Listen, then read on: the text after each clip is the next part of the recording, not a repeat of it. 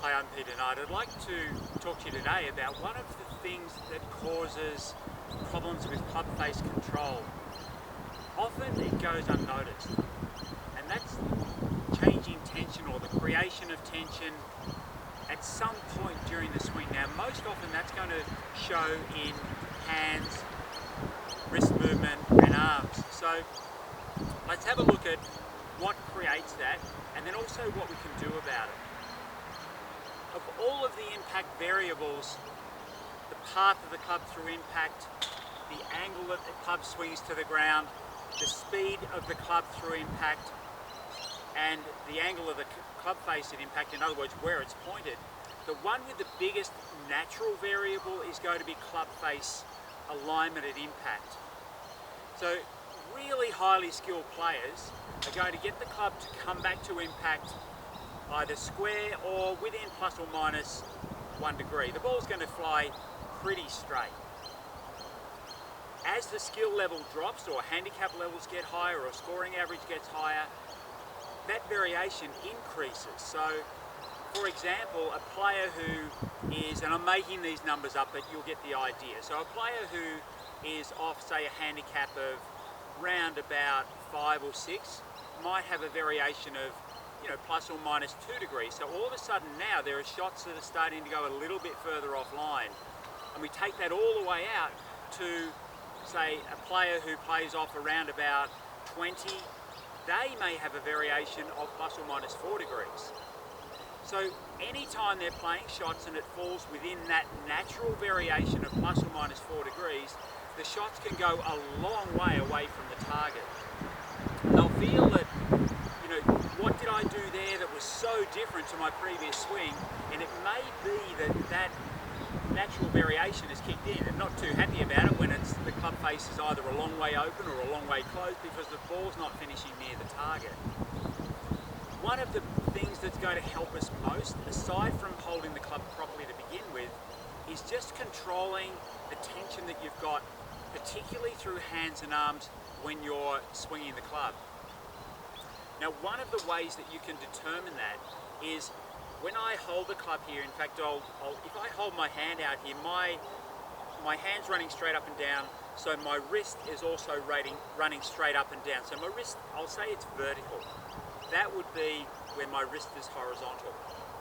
If I hold the club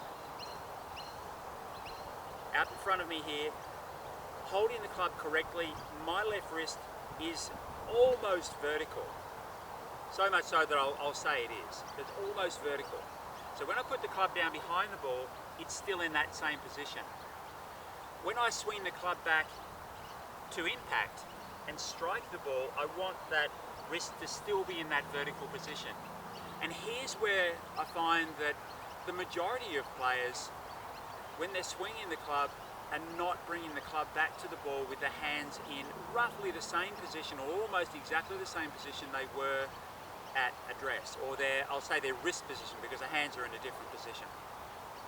The hands at impact are going to be a little bit higher and a little bit further forward because of the nature of the body movement and the forces acting on us during the swing. But ideally the wrist is going to be the same. Most players, as they start the club away from the ball, will tighten hands and arms. Not only will there be wrist movement, but very often the hand will actually move on the grip. Now, one way that you can check this is play a shot without moving your hands, come back to address. Are your hands in pretty much the same position and your wrists still pretty much the same position as they were at address, or have they shifted? Typically, the hand will tend to move around the grip that way. So you can see my wrist is in quite a different position there now compared to where it was at address. If that's you, then here's the best way to go about doing it, because often you won't even know that the tension is creeping into the swing and the wrist is moving.